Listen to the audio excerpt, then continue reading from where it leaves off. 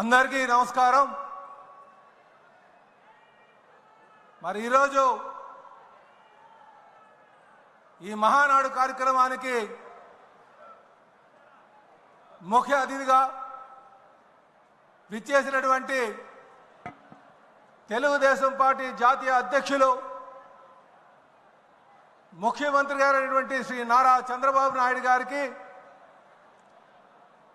అలాగే తెలుగుదేశం పార్టీ జాతీయ ప్రధాన కార్యదర్శి విద్యాశాఖ మంత్రి లోకేష్ గారికి, ఈ వేదిక మీద ఉన్నటువంటి తెలుగుదేశం పార్టీ పోలిట్ బ్యూరో సభ్యులకు, అలాగే కేంద్ర రాష్ట్ర మంత్రివర్గానికి, అలాగే పార్లమెంటు సభ్యులకు, శాసన మండలి సభ్యులకు, శాసన సభ్యులకు, తెలుగుదేశం పార్టీలో వివిధ హోదాల్లో ఉన్నటువంటి నాయకులకు అందరికీ నమస్కారాలు తెలియజేసుకుంటూ స్వాగతం సుస్వాగతం। అలాగే కడప మహానాడు 24-25కి ఈ రాష్ట్ర నలుమూల నుంచి విచ్చేసినటువంటి నాయకులకు స్వాగతం సుస్వాగతం। అలాగే కడపలో ఆతిథ్యం ఇచ్చి సహాయ సహకారాలు అందించినటువంటి కడప తెలుగుదేశం పార్టీ నాయకులకు, కార్యకర్తలకు, కడప జిల్లా ప్రజానికానికి నమస్కారాలు తెలియజేసుకుంటూ స్వాగతం చెప్తున్నాం। అలాగే ప్రపంచవ్యాప్తంగా ఉన్నటువంటి తెలుగు వారికి, అలాగే ఆంధ్ర ప్రజానికానికి నా నమస్కారాలు తెలియజేసుకుంటున్నా। ఈరోజు ఈ మహానాడులో నా అనుభవంగానే చూసుకుంటే, నేను మొట్టమొదటిసారిగా ఒక కార్యకర్తగా మహానాడుకు రావడం జరిగింది। ఆ తర్వాత గాజువాక ప్రజానికం ఆశీర్వాదంతో గాజువాక శాసనసభ్యుడిగా హాజరవడం జరిగింది। ఈరోజు తెలుగుదేశం పార్టీ రాష్ట్ర అధ్యక్షులుగా తెలుగుదేశం పార్టీ కుటుంబ సభ్యులతో పాల్గొనడానికి నాకు చాలా ఆనందంగా ఉంది।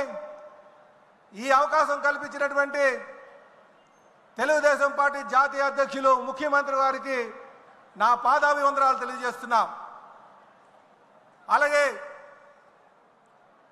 అనుక్షణం భుజం తట్టి నేనున్నాను, ముందుకు వెళ్ళు అని చెప్పేసి సహకారం అందిస్తున్నటువంటి లోకేష్ బాబు గారికి నా ధన్యవాదాలు।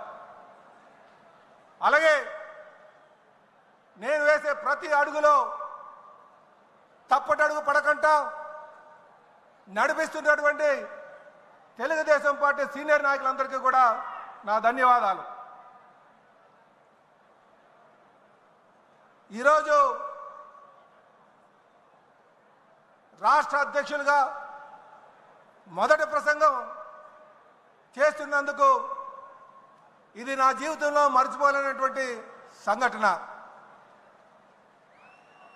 ఇది నాకు వ్యక్తిగతంగా దొరికినటువంటి గౌరవం ఒకటే కాదు, ఇది పార్టీ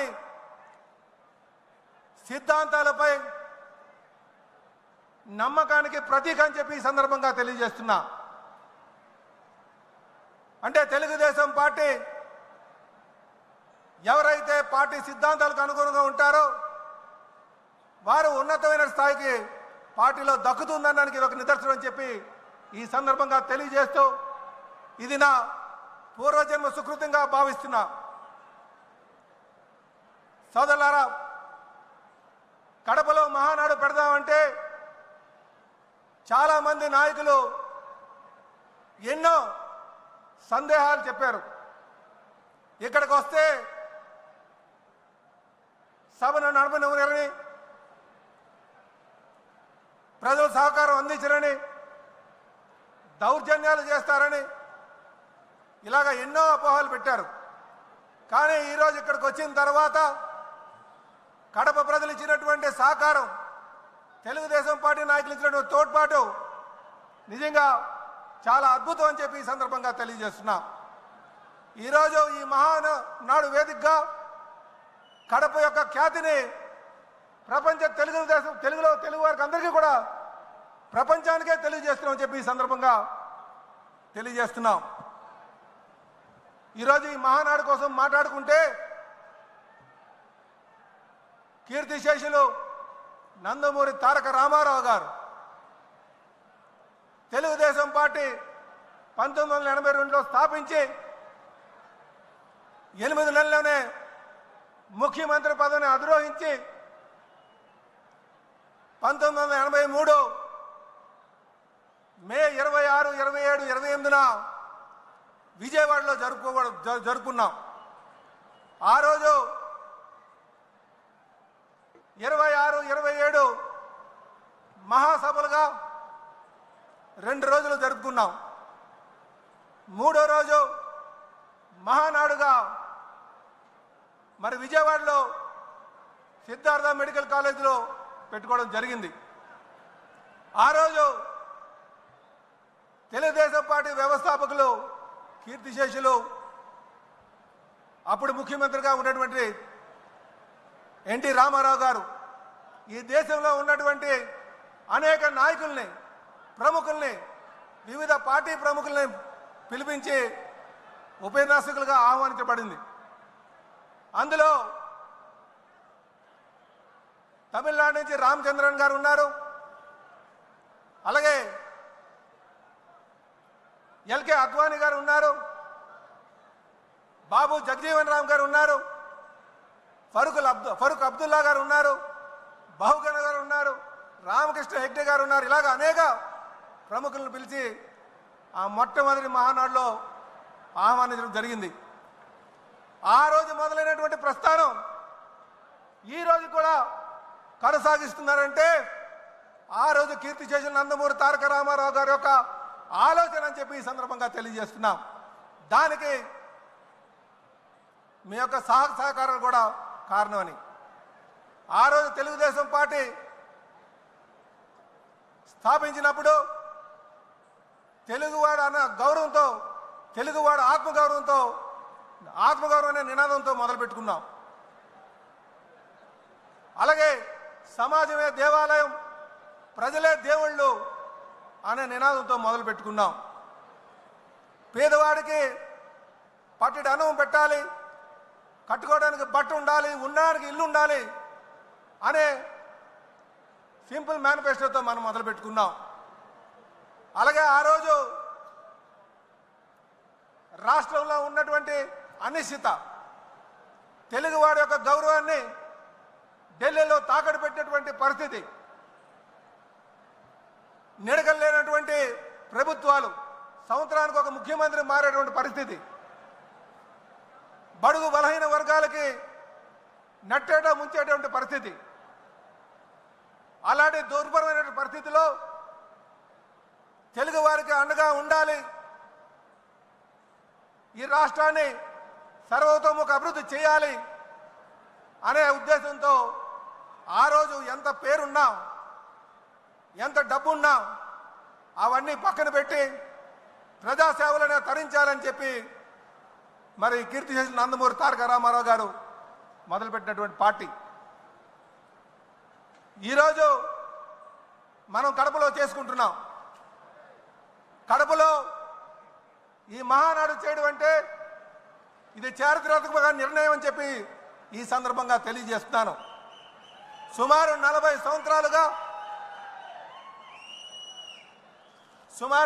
సంవత్సరాలుగా అలుపెరగినటువంటి శ్రామికుడిగా తెలుగుదేశం పార్టీని తన భుజస్కంధాలపైన వేసుకొని ప్రతి ఏడాది కూడా మహానాడులు చేసుకుంటూ ముందుకు నడిపిస్తున్నటువంటి తెలుగుదేశం పార్టీ జాతీయ అధ్యక్షులు ముఖ్యమంత్రి గారి కోసం మనం మాట్లాడుకోవాల్సిన అవసరం ఉంది. నిజంగా వారు ఎన్ని ఒడిదొడుకులు వచ్చినా, ఎన్ని కష్టాలు వచ్చినా, అలాగే ఎన్ని సంక్షోభాలు వచ్చినా, ఎన్ని నష్టాలు జరిగినా పార్టీని క్రమశిక్షణతో నాయకులకు దిశనిర్దేశిస్తూ గత 40 సంవత్సరాలుగా పార్టీని నడిపిస్తున్నారు. నిజంగా ఈరోజు మనం కమలాపురంలో సీకేదండి మండలంలో పబ్బాపురంలో జరుగుతున్నటువంటి ఈ మహానాడు సాక్షిగా మనమందరూ కూడా వారికి అండగా ఉండాలి, వారి అడుగుజాడల్లో నడవాలి, మంచి నాయకులుగా తయారవ్వాలని చెప్పి ఈ సందర్భంగా తెలియజేస్తున్నా. వారు నా సారథ్యంలో అనేక సంస్కరణలు తీసుకొచ్చి విజన్ 2020 తీసుకొచ్చి, ఆ రోజు విజన్ 2020 అంటే ఎగతాళి చేశారు. కానీ 2020కి వచ్చిన తర్వాత ఆ విజనరీ లీడర్ యొక్క ఆలోచనలు ప్రపంచం అంతా కూడా గమనించింది. What CBN things today, the nation things tomorrow అనే విధంగా వారి ఆలోచనలు ఉంటుందనడానికి విజన్ 2020 నిదర్శనం అని చెప్పి తెలియజేస్తున్నా. అలాగే ఈరోజు 2047 స్వర్ణాంధ్ర అనే విజన్ తీసుకున్నారు. దానికి మనమందరం కూడా ఆయన అడుగుజాడల్లో నడవాల్సిన అవసరం ఉందని చెప్పి ఈ సందర్భంగా తెలియజేస్తున్నాం. అలాగే ఈరోజు కాలానికి అనుగుణంగా నిర్ణయాలు తీసుకుంటూ యువగలం ద్వారా యువతని పార్టీలోకి తీసుకొచ్చి జవసత్వాలను చేకూర్చినటువంటి లోకేష్ బాబు కోసం మనం మాట్లాడుకోవాల్సిన అవసరం ఉంది. కార్యకర్తలందరికీ అండగా ఉంటూ వారి సంక్షేమాన్ని తీసుకుంటూ వారికి ఏ కష్టం వచ్చినా సరే ఆదుకుంటూ ముందుకెళ్తున్నటువంటి తీరు, అలాగే వారు మనకి రేపు కాబోయే భవిష్యత్ నాయకుడు అని చెప్పి ఈ సందర్భంగా తెలియజేస్తున్నాం. ఏదో ఎన్టీ రామారావు గారు మనవడనో చంద్రబాబు నాయుడు గారు అబ్బాయనో నేను ఈ మాట మాట్లాడలే. నేను క్షుణ్ణంగా దగ్గరుండి ఆయన గమనించాను కనుక ఈ మాట చెప్తున్నా. 2019లో మంగళగిరిలో ఓడిపోయిన తర్వాత అదే నియోజకవర్గాన్ని పట్టు వదలకుండా నడిపించి ఈరోజు రాష్ట్రంలో అత్యధిక మెజారిటీలో 3వ స్థానంలో ఉన్నారంటే ఆయన ఒక నాయకుడిగా పటిమ కనిపిస్తుందని చెప్పి తెలియజేస్తున్నాం. కనుక సోదరులారా, తెలుగుదేశం పార్టీకి అనుభవం ఉన్నటువంటి నాయకత్వం చంద్రబాబు నాయుడు గారి ద్వారా, యువ నాయకత్వం లోకేష్ బాబు ద్వారా, అలాగనే పవిత్రమైనటువంటి ఆలోచనలో పునాదులు వేసినటువంటి పైనుంచి ఆశీర్వాదం అందిస్తున్నటువంటి మరి కీర్తి చేసిన నందమూరి తారక రామారావు గారి యొక్క ఆశీస్సులు ఉన్నాయని ఈ పార్టీకి ఆచంద్రార్కం అని చెప్పి ఈ సందర్భంగా తెలియజేస్తున్నా. ఎందుకు ఆచంద్రార్కం అంటున్నానంటే ఈ మూలాలు పార్టీ యొక్క మూలాలు చూడాలి. ఈ మూలాలు ఒక నీతి నిజాయితీ మీద నిర్మించబడినటువంటి పార్టీ. అలాగే ఇదే సందర్భంగా కార్యకర్తల కోసం మాట్లాడాల్సిన అవసరం ఉంది. నాయకులకు ఏదైనా కష్టం వస్తే మొట్టమొదటిగా చెప్పుకునేది కార్యకర్తలకి, కుటుంబ సభ్యులకి చెప్పుకుంటాం. కానీ వారు వీధుల్లోకి వచ్చేటువంటి పరిస్థితి ఉండదు, అందరినీ చేసేటువంటి పరిస్థితి ఉండదు. కానీ నాయకుడికి అండగా ఉండి మన నాయకుడిని 52 రోజులు నిర్బంధిస్తే ప్రతి ఒక్క నాయకుడు కూడా బయటకు వచ్చి మీ యొక్క సహకారం, మీ యొక్క పోరాటం నిజంగా మరువలేంది. అందుకే ఏ నాయకుడికైనా సరే మీరు అందించేటువంటి సహాయ సహకారాలే, మీ యొక్క తోడ్పాటే చాలా ముఖ్యం అని చెప్పి తెలియజేస్తున్నాను. ఆ రోజు మన నాయకుడిని అన్యాయంగా నిర్బంధించినప్పుడు మీరు చూపించినటువంటి చొరవకి మీ అందరికీ కూడా చేతులెట్టి నమస్కరిస్తున్నాను. అలాగే మనం ఈరోజు ఈ మహానాడు ద్వారా ఇదేదో కేవలం సభ కాదు, ఈ సభ ద్వారా ఈ రాష్ట్రానికి దశ దిశ నిర్దేశించేటువంటి తీర్మానాలు చేయబోతున్నాం. కనుక ప్రతి నాయకుడు కూడా ఒక నాయకుడిగా ఎదగాలంటే ఎటువంటి ఆలోచనలు చేయాలన్నది ఇక్కడి నుంచి తెలుసుకోవాల్సినటువంటి అవసరం ఉంది. తెలుగుదేశం పార్టీ అనేక నాయకులను తయారు చేసి అందించినటువంటి తీరు, అలాగే బడుగు బలహీన వర్గాలందరినీ కూడా రాజకీయ అవకాశాలు కల్పించినటువంటి తీరు. కనుక నాయకులు అన్నవారు, కార్యకర్తలు అన్నవారు పార్టీలో ఉన్నారెప్పుడు ఆర్థిక ఉపేక్ష కాకుండా కేవలం ప్రజల యొక్క సంక్షేమాన్ని దృష్టిలో పెట్టుకొని సమాజ స్థాపన కోసం అందరూ కూడా కృషి చేయాలని చెప్పి ఈ సందర్భంగా తెలియజేస్తున్నాం. అలాగే మనం అధికారంకి వచ్చాం, అందరికీ సముచిత స్థానం ఇవ్వలేకపోవచ్చు, అంత మాత్రాన అలిగి కూర్చోడానికి వీలు లేదు.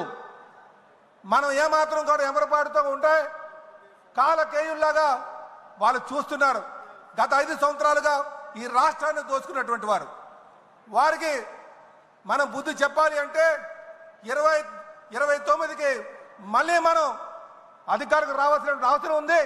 మీ యొక్క సహాయ సహకారాలు అందించాల్సిన అవసరం ఉందని చెప్పి తెలియజేస్తూ నాకు ఈ అవకాశం ఇచ్చి ఈ అద్భుతమైనటువంటి వేదిక మీద మాట్లాడే అవకాశం ఇచ్చినటువంటి మన రాష్ట్ర ముఖ్యమంత్రి వర్యులకి మరొక మారు నేను ధన్యవాదాలు తెలియజేస్తూ, నాయకులందరికీ కూడా ధన్యవాదాలు తెలియజేస్తూ సెలవు తీసుకున్నాను.